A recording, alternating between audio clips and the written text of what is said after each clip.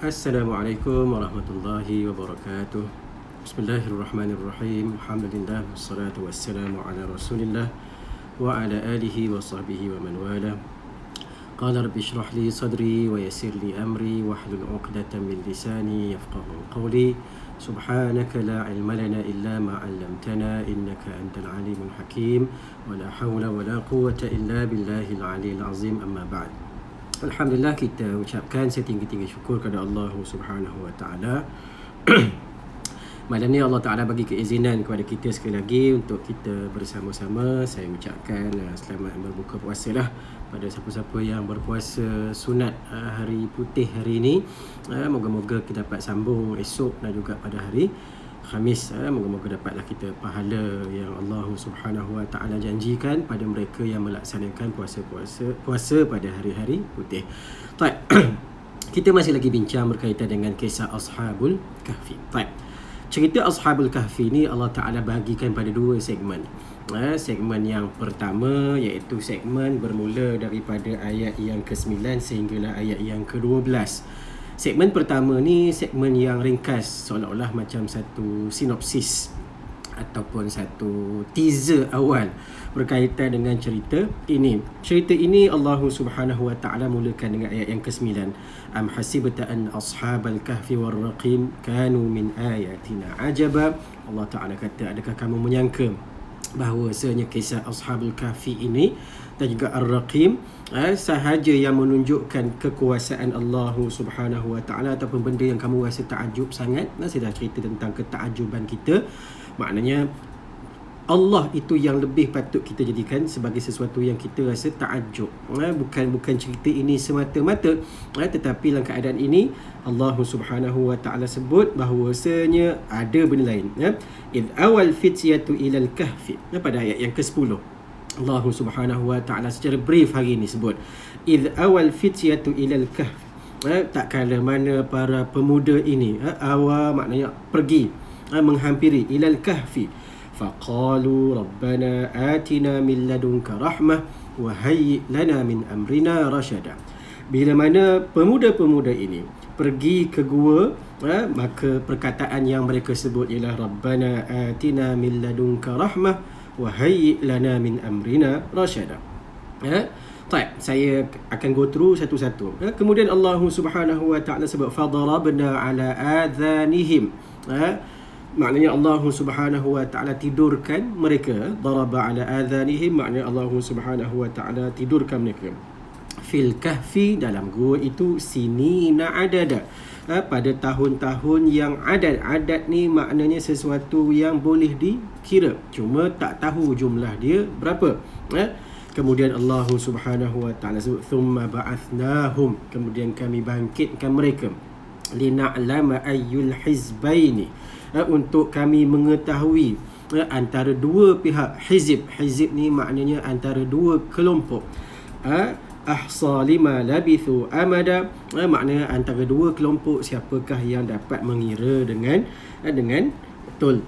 Baik.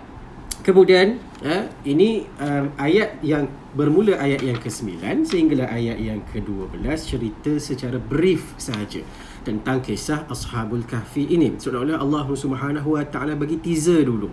Ashabul Kahfi ni cerita pasal apa?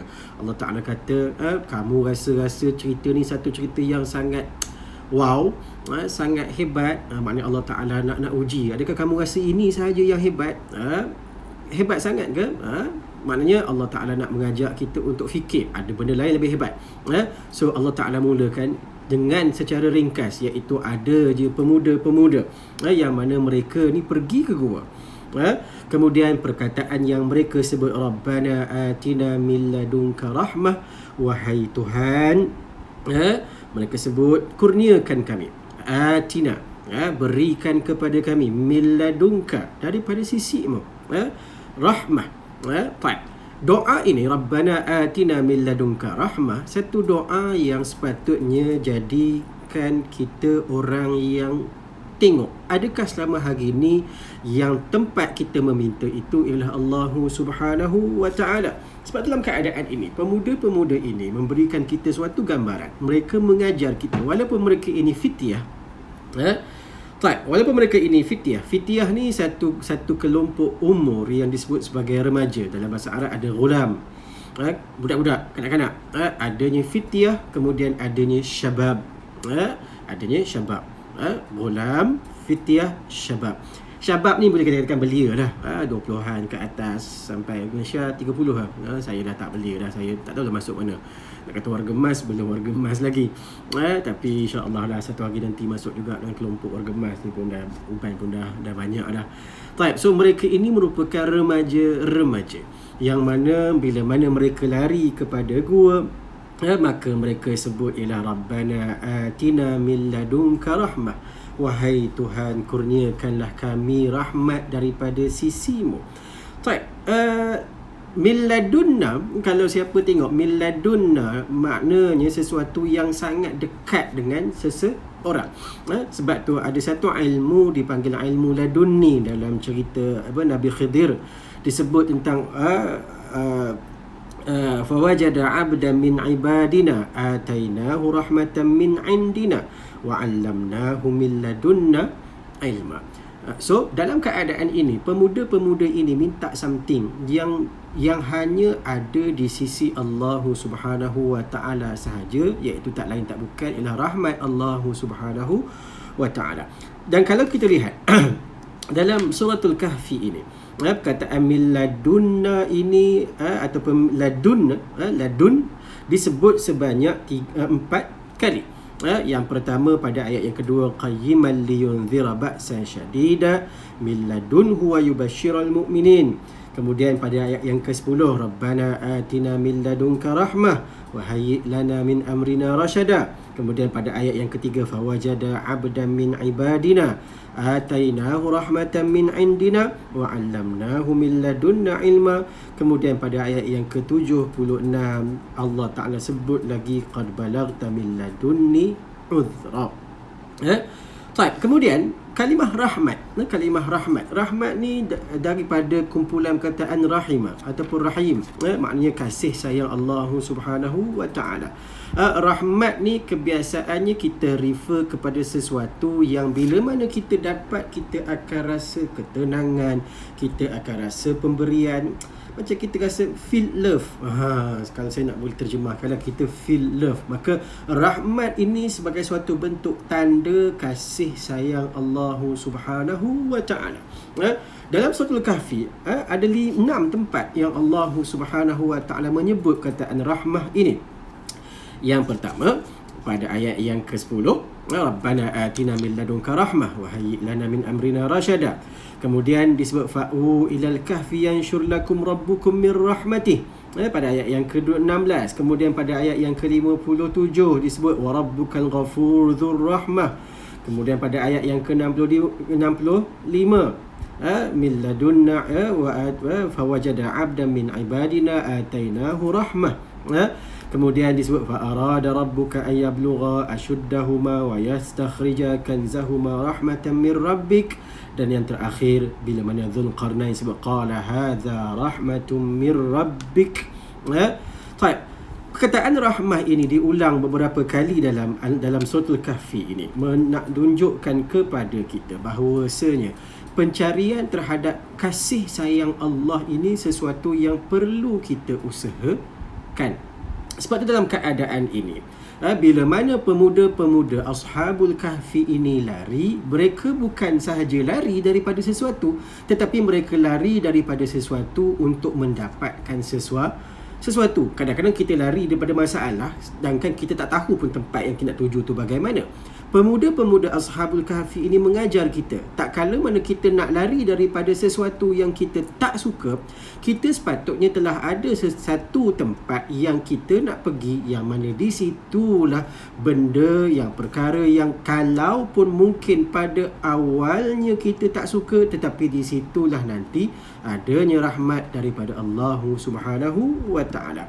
Sebab dalam keadaan ini, bila mana pemuda-pemuda Ashabul Kahfi ini lari daripada kaum mereka pergi ke gua ini, mereka menyembunyikan diri, mengasingkan diri, fa'tazilu, disebut sebagai i'tizal ataupun mereka menyendiri. Untuk apa? Untuk mereka dapat rahmat Allah Subhanahu wa taala, walaupun mungkin tempat yang mereka pergi itu tak selesa. Mungkin mereka ada rumah, tapi kenapa mereka pergi cari gua? Gua ni kita tahu keadaan dia kelam, lembab, basah.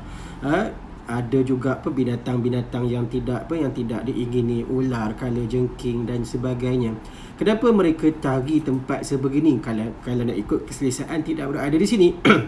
Tetapi yang mereka nak ialah mereka nakkan rahmat dan juga kasih sayang daripada Allah Subhanahu wa taala. Sebab tu yang mana mereka sebut Rabbana atina min ladunka rahmah wa hayyi lana min amrina rasyada, dan mereka minta pada Allah Subhanahu wa taala wa hayyi lana min amrina rasyada, berikan kami petunjuk terhadap urusan-urusan kami. Sebab tu semua saya dan juga yang tengok sama-sama dengan saya pada malam ni, dalam kehidupan kita tak lain tak bukan petunjuk daripada Allah itu sangat kita perlukan. Kadang-kadang kehidupan kita dari sudut keduniaan mungkin susah, tetapi bila mana kita merasakan ianya penuh dengan kasih sayang dan rahmat Allah Subhanahu wa taala, kesusahan itu akan bawa kita makin dekat dengan Allah Subhanahu wa taala. Begitu juga dengan kesenangan. Kalau kesenangan ianya menjadikan kita makin dekat dengan Allah, itulah tanda kasih sayang Allah kepada kita.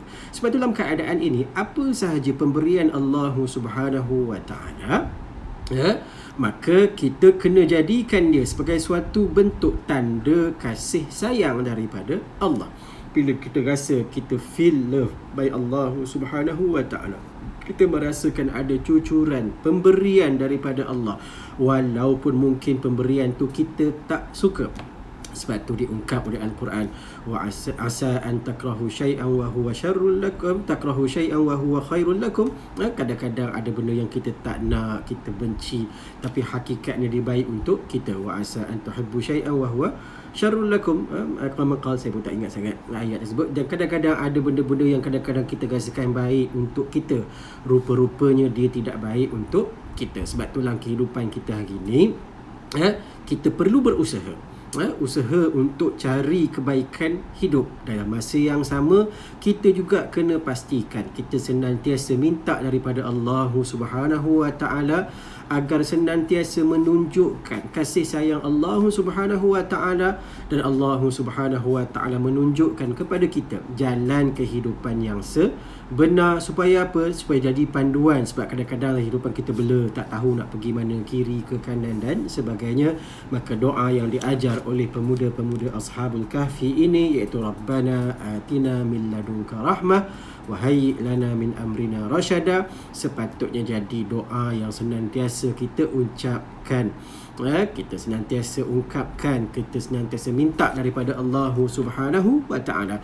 So nanti lepas habis live ni, cuba tengok balik Suratul Kahfi, tengok balik pada ayat yang ke-10.